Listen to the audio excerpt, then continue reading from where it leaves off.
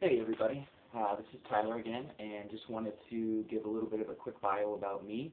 I'm going to have some upcoming videos on varying subjects, and I thought it might be good, since we all have a little bit of different experiences from within the organization, just to explain a little bit more about myself, kind of the family culture that I came from, and just how my perspective was shaped based on my experience with the witnesses.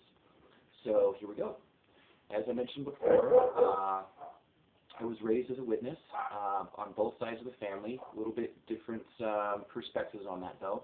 On my father's side of the family, my grandparents graduated the second class of Gilead and were then assigned to the Philippines. And my grandfather served as a district overseer there for quite a while. Eventually, they reassigned him to the States, where he served as a circuit overseer in Arkansas for many years. Eventually, he was having some health issues that required him to discontinue being a circuit overseer, so they came back here to my hometown, where they were quote-unquote special pioneers. I'm not sure if that's still something that the society does. He received monthly stipends. It wasn't quite everything that he lived on, but it did help out. He did what he could, but he was pretty house and bedridden because of his health. So then my grandmother continued. She had pretty high service hours all throughout my life. In fact, she would typically get more numbers in a given month than a regular pioneer would, and that was actually when they were still requiring 90 hours per month.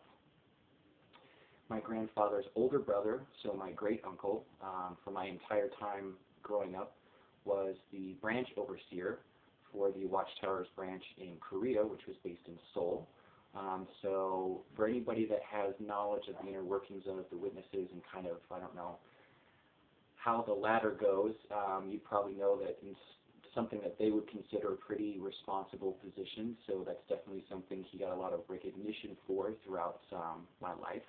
And he was actually a pretty cool guy, not what you would expect with that kind of responsibility. He was actually probably my favorite on both sides of my family, very genuine. Their younger brother, the youngest of the three for my whole time growing up, was the city overseer for my hometown. A lot of those responsibilities, which was outside of the congregation, was typically doing a lot of organizing and being in charge of kind of just the whole actual physical production of the annual conventions here in my hometown.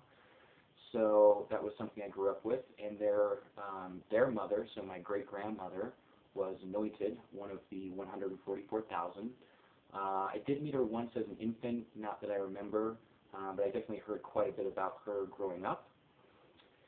And so because of their history in terms of a family and everything that they accomplished and how long they'd been in the organization, these guys were, in terms of witnesses, pretty hardcore. They all three even served in Leavenworth together during World War II for dodging the draft. And my grandfather would always say that in those days you always had to make sure you had a toothbrush with you whenever you went out to preach, because you just didn't know if you were coming back or not. So they really followed that through, and that's something that kind of came down the line. There was a lot of pressure put on my father to serve at Bethel, which for other reasons, wanting to get married and all of that, it's not something that was kind of on his personal path, so that caused some friction with them. Of course, inadvertently that all trickles down to me. Even though there wasn't specific conscious pressure being put on me, there definitely was always just that air of assuredness that was, of course, the path that I was going to follow, because that's just what my family did. In fact, one time an elder's wife called me over after a meeting to introduce me to the circuit overseer's wife. And she introduced me as Tyler, the youngest in my family's dynasty. So there's definitely just that perception within the witness community. So that's my father's side. On my mother's side, you have her father, my grandfather, who was sexually abusive, heavily sexually abusive, to myself from the ages of 4 to about 10. And in addition to that, he abused my 3 cousins. My mother and her 2 older brothers were all sexually abused throughout their life by him. And as a result, my mother has multiple personalities, or what is now officially called dissociative identity disorder. So having to go through my own personal recovery as a child and teenager, in addition to my mother having to go through trauma, you know, with multiple personalities as they really started to present themselves in all of our lives. That was part of my upbringing. And on top of that, we lived in the basement of the Kingdom Hall. I was an only child, so it was just the three of us. And my dad was able to talk to the elders to be able to allow us to be able to live there in exchange for a small amount of rent and some maintenance and upkeep around the building. So I never really felt like we had our own family, personal home. You could always hear activity going on in other areas of the building. Because of the extra space in the basement, they used it frequently for pioneer schools or larger elders meetings. Plus, of course, we shared it with another congregation, so if I wasn't at a meeting, I could certainly hear a meeting, whether it was upstairs or a book study on the other side of this wall, people constantly coming and going throughout the week and the day for service.